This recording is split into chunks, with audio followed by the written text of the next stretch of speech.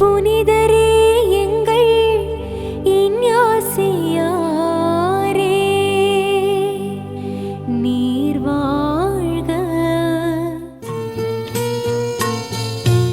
புனித இஞ்ஞாசியார் ஆன்மீக வழிகாட்டிகளுக்கும் படை வீரர்களுக்கும் பாதுகாவலர். இது எல்லாம் நமக்கு தெரிந்த செய்திகள்.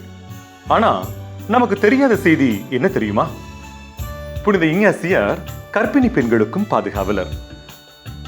இதற்கு பின்புலம் என்னன்னா, 1594ஆம் ஆண்டு ஹங்கேரி நாட்டில் இருந்த துலானி என்கிற கிராமத்துல ஒரு கர்ப்பிணி பெண் சுகப்பிரசவத்துக்காக போராடிட்டு இருந்தாங்க.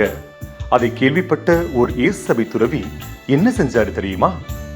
அந்த இயேசு சபை துறவி தன்னுடைய திரவு விளையத்துல புனித இஞ்ஞாசியாரோட கிழிந்து போன பழைய துணி ஒண்ண வச்சிருந்தாரு. அந்த துணியை அந்த கர்ப்பிணி பெண் மீது வச்சாரு. கொஞ்ச நேரத்திலேயே அந்த தாய் நற்சுகத்தோட குழந்தையை பெற்றெடுத்தாங்க. இந்த புதுமை பலருக்கும் தெரிய வர சுகப்பிரசவத்துக்காக புனித இஞ்ஞாசியாருடைய பரிந்துரையை வேண்டக்கூடிய பழக்கம் பரவலா தொடங்குச்சு. இதனாலதான் பிற்காலத்துல புனித இஞ்ஞாசியார் குழந்தை பேறு பெற விரும்புபவர்களின் பாதுகாவலராகவும் கர்ப்பிணி பெண்களின் பாதுகாவலராகவும் திரு அவையால அங்கீகரிக்கப்பட்டாரு. புனித இஞ்ஞாசியாருக்கு பிடித்த புனிதர்கள் எத்தனையோ பேர் இருக்காங்க. ஆனாலும் அவர் அளவு கடந்த அன்பு பக்தி வச்சிருந்தது யார் மேல தெரியுமா? கிபி 2ஆம் நூற்றாண்டில் வாழ்ந்து மறைசாட்சியாக இருந்த புனித அந்தியோக்கு இஞ்ஞாசியார்.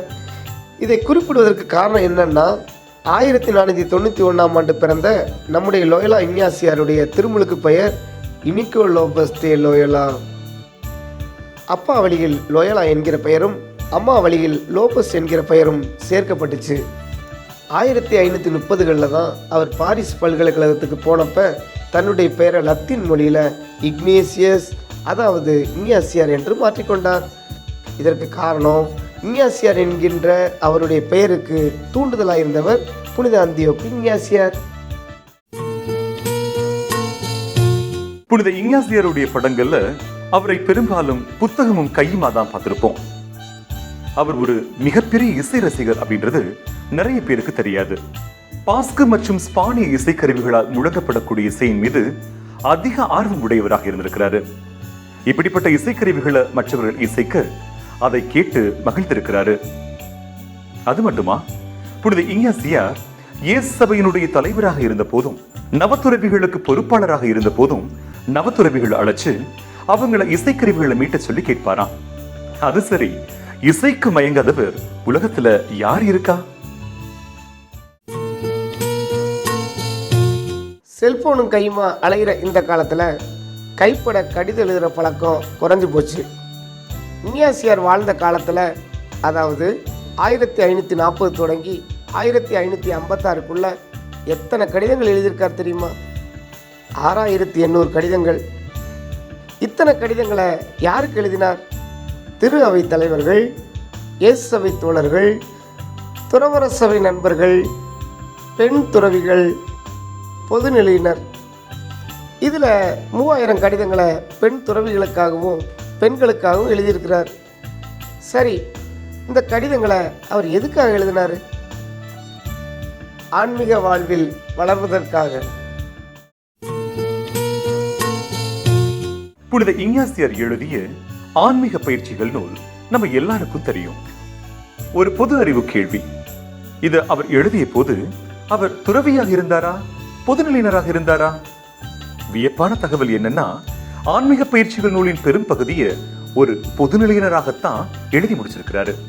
அதாவது துறவற வார்த்தைப்பாடுகள் எடுக்கிறதுக்கு முன்னாடியே இதை எழுதி முடிச்சிருக்கிறாரு இஞ்ஞாசியார். அதனாலதான் இன்றைக்கும் ஆன்மீக பயிற்சிகளை துறவிகளும் பொதுநிலையினரும் பயன்படுத்துறாங்க. புனித இஞ்ஞாசியாருக்கு இந்திய நாட்டின் மீது அளவுக்கு அதிகமான அன்பு இருந்தது. அதனால தான் ஐரோப்பா கண்டத்துக்கு வெளியில் தொடங்கப்பட்ட இயேசு சபையின் முதல் மறைப்பணித்தலம் இந்தியா தான். இந்த அன்பின் காரணமாகத்தான் தன்னுடைய உற்ற நண்பர் சவேரியாரையே இஞ்ஞாசியார் இந்தியாவுக்கு அனுப்பி வச்சார். என்ன சொல்லி அனுப்பி வச்சார் தெரியுமா? செல், உலகம் முழுவதையும் கிறிஸ்து என்னும் அன்பால் பற்றி எரியச் செய். புனித இஞ்ஞாசியார் அப்படின்னாலே ஆன்மீக பணியும் கல்வி பணியும் தான் பலருடைய நினைவுக்கு வரும். உண்மை என்னன்னா, சமூக பணிக்கான அடித்தளத்தையும் புனித இஞ்ஞாசியாரை தொடங்கி வச்சிருக்காரு. அவர் தொடங்கிய முதல் சமூக பணித்தளம் எது தெரியுமா? 1543ஆம் ஆண்டு ரோம் நகர்ல சாந்தா மார்த்தா இல்லம் அப்படிங்கிற சமூக பணித்தளம். ஆதரவற்ற, வாழ்விழந்த, மறுவாழ்வு தேடக்கூடிய பெண்களுக்காக இஞ்ஞாசியார் இந்த இல்லத்தை தொடங்கினாரு. இந்த இல்லம் அந்த பெண்களுக்கு புகலிடமாகவும் மறுவாழ்வு அளிக்கக்கூடிய இல்லமாகவும் இருந்திருக்கு. கிறிஸ்மஸ் என்றாலே மகிழ்ச்சியும் கொண்டாட்டம் தானே. பெரியவங்களை விட குழந்தைகளுக்கு அதிக உற்சாகம் தருவது கிறிஸ்மஸ். காரணம், கடவுளை ஒரு குழந்தையாய் பார்க்கிறது குழந்தைகளுக்கு கொண்டாட்டம் தானே. இஞ்ஞாசியாரும் ஒரு குழந்தை மாதிரி தான். அதனால தான் 1537ஆம் ஆண்டு குருப்பட்டம் பெற்ற இஞ்ஞாசியார் தன்னுடைய முதல் திருப்பலியை எங்க நிறைவேற்ற விரும்பினார் தெரியுமா? இயேசு பிறந்த பெத்லகேம்ல. ஆனால் போர்கள், அரசியல் நிகழ்வுகள், பாதுகாப்பற்ற சூழல்கள் காரணமாக அவருடைய விருப்பம் நிறைவேறல. அதனால குருப்பட்டம் பெற்று 18 மாசங்கள் கழிச்சு 1538ஆம் ஆண்டு ரோம் நகரில் இருக்கும் மேரி மேஜர் என்னும் மரியன்னை பசலிக்காவில் தன்னுடைய முதல் திருப்பலியை நிறைவேற்றினார் இஞ்ஞாசியார். அது எந்த நாள் தெரியுமா? டிசம்பர் 25, 1538ஆம் ஆண்டு கிறிஸ்மஸ். கிறிஸ்மஸ் அன்றைக்கு முதல் திருப்பலினா யாரால மறக்க முடியும்?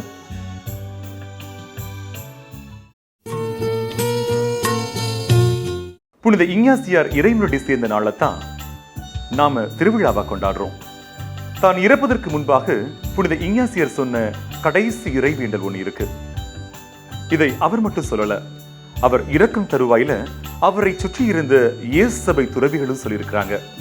அந்த இறைவேண்டல் இதுதான்: நான் விடை பெற வேண்டிய நேரம் வந்துவிட்டது. ஆண்டவரே, என்னில் உமது திருவுளம் நிறைவேறட்டும். என் கடவுளே, நான் உம்மிடம் வருகிறேன்.